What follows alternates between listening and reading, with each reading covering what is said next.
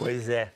Eu falei no final já, esgotando o programa, né? Ainda continua a Bélgica ganhando 1-0 da Inglaterra.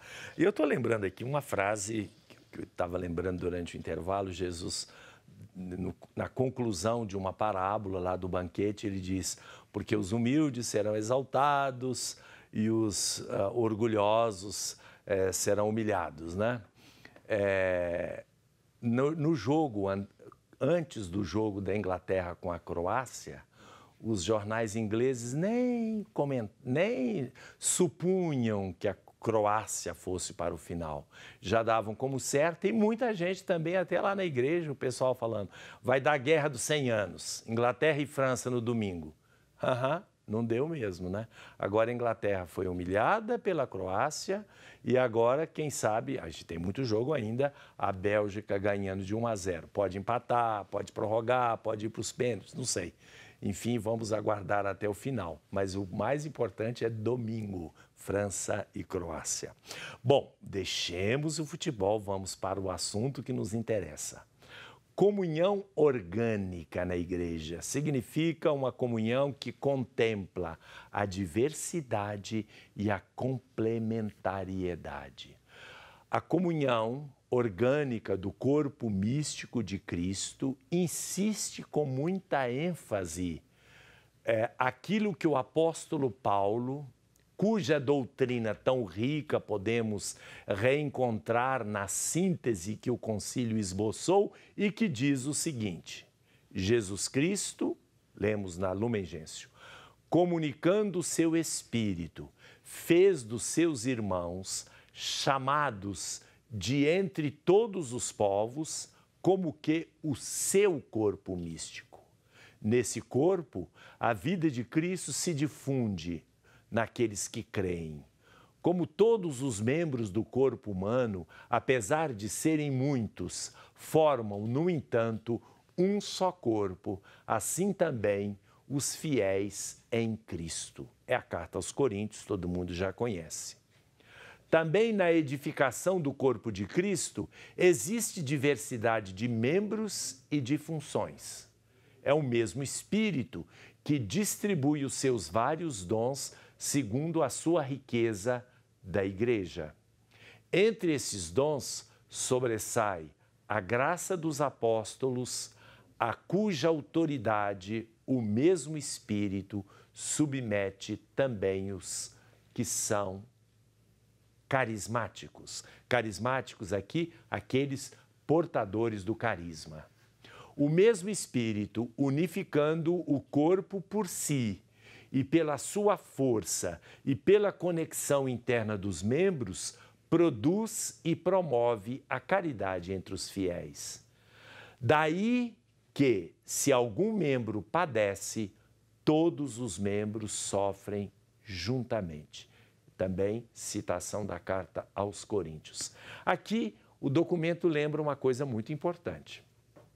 O fato da igreja ser mistério de comunhão, o fato da igreja não ter eleições, não ser uma democracia convencional como nós temos, não elimina da igreja a capacidade do respeito às distinções, às diversidades que existem dentro da igreja, como o próprio apóstolo fala na carta aos Coríntios.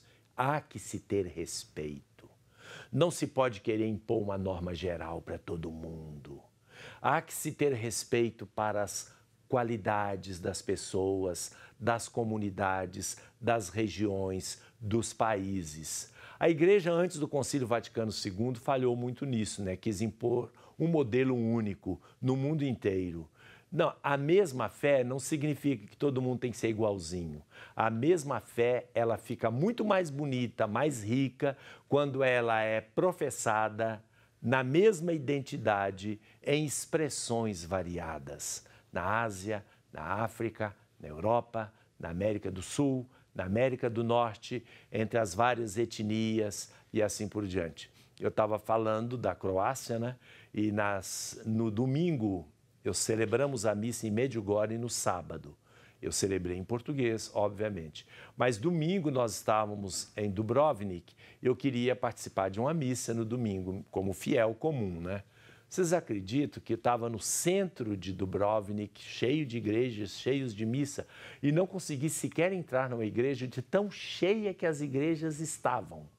Não consegui entrar na porta, tudo lotado e o pessoal de pé. Eu falei, parece que todas as igrejas estão aqui em festa, porque o índice de frequência às missas na Croácia é mais de 80%.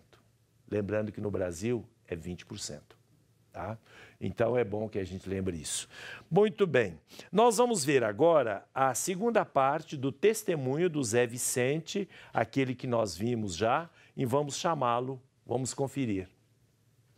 Para mim é impossível ser um bom cristão, é impossível sem ser hoje um cidadão responsável, consciente e profeta do seu povo. Eu posso ser cidadão do reino, da fé e cidadão da história do meu país, do meu povo, do Brasil, e que vive atualmente em situações de grandes urgências, né? As urgências que a gente coloca que são de ordem profunda, humana, ecológica, moral, política, social, religiosa, né? Nós vivemos na humanidade num tempo de muita crise, de muita urgência.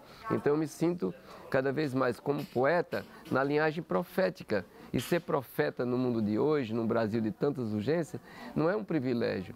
É uma missão que a gente abraça ou não, né? E muitas vezes a gente abraça e a gente é chamado também pela música, pela poesia para cumprir essa missão. E essa missão de quê?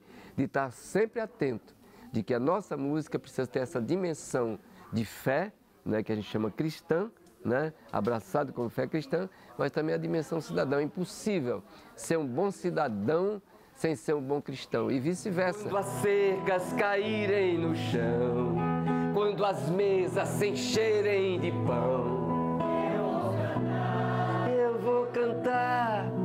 Quando os muros que cercam jardins, destruídos então os jasmins, vão perfumar. Para nós leigos é muito importante ter essa consciência, né, de que a gente, pela fé, a gente faz a vida, a dinâmica da comunidade, né? Como leigo cristão, é impossível também, no meu entendimento, a gente não ser de comunidade e também não ser de missão, de militância, né? Como batizado, eu tenho a mesma essência vocacional do que é padre, do que é bispo, do que é o Papa Francisco hoje. E graças a Deus a gente tem exatamente esse momento onde aquele que é o pastor referencial da nossa igreja, que chama tanto essa atenção para o nosso papel de cidadania, de participante, de construtor político do seu povo, com essa consciência e com esse amor que é fazer o bem comum acontecer. Pois é. Aí nós temos participação, né, Léo? Temos. Nós recebemos aqui uma pessoa, né, a Vani de Oliveira, lá do Riacho, em Contagem. Ela pediu para avisar para a pessoa que fez o comentário fez a pergunta sobre os coordenadores, questão de serem superiores nas comunidades, nas paróquias. Ela pediu para avisar a seguinte frase, que o servo não é maior que seu senhor. E Jesus completou, e eu que sou vosso mestre e senhor, vos lavei os pés. Então, o que significa o servo não é maior do que o seu senhor? Não é. Mas no caso do cristão, senhor e servo já é uma realidade, uma bipolaridade ultrapassada. Na verdade, quando Cristo despoja-se da sua, digamos assim, daquilo que no mundo seria a arrogância do que manda e lavou os pés dos apóstolos, ele demonstra que o Senhor só faz sentido quando é servidor. Então aí, o que é servo, o que é senhor? Se o servo é o servidor e está no lugar do Senhor, Jesus inverteu tudo. Ele fez aquilo que os italianos chamam de capovolgere. Capovolgere significa você pegar uma coisa, aqui a cabeça e aqui está o pé, né? Então você faz isso, ó, pum, põe a cabeça para baixo e o pé para cima. Assim também, o sistema da igreja antes do concílio, que era piramidal, onde a autoridade está em cima e o povo, que é a parte maior da pirâmide, está embaixo, foi invertida. Agora, a autoridade na igreja está a serviço do povo de Deus. Tanto é verdade que na Lumen Gentium, o capítulo mais importante, o primeiro capítulo, é sobre o povo de Deus. Isso não tira em nada a dignidade da autoridade como serviço, pelo contrário. A autoridade não perde a sua identidade, a sua natureza de servir, que é isso na igreja, mas isso também deve ser no mundo, se o mundo for bem organizado. Olha a presidente da Croácia, está lá assistindo o jogo, está pagando com o próprio dinheiro, também ela não quis saber de ganhar o salário nesses dias que ela está de férias, ou seja, todo mundo está criticando também. Tem muita gente criticando porque está achando que é politicagem, etc. Mas e se fosse o contrário? Também seria criticado, né? Então, se é criticado gastando dinheiro do povo... Eu sei de uma presidente que foi a Paris, eu conheço lá a Praça da Concórdia, tem o hotel mais caro de Paris. Ela alugou quase todo o hotel com dinheiro do contribuinte nosso, com dinheiro das pessoas. E aí não vai criticar? Todo mundo tem que criticar. É melhor uma presidente que vai e paga do próprio bolso do que uma que vai e tira do nosso bolso. Então, eu prefiro esse que serve e não o que é servido pelo nosso dinheiro. Voltamos daqui a pouco para concluir o programa Questões de Fé deste sábado.